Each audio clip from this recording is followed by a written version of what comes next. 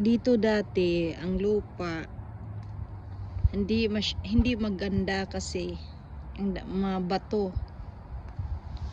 Ang ginawa namin, bumibili kami ng lupa, medyo may kamahalan lang.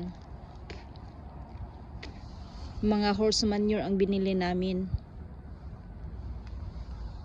Mahal siya pero nagagamit namin ng mga ilang taon.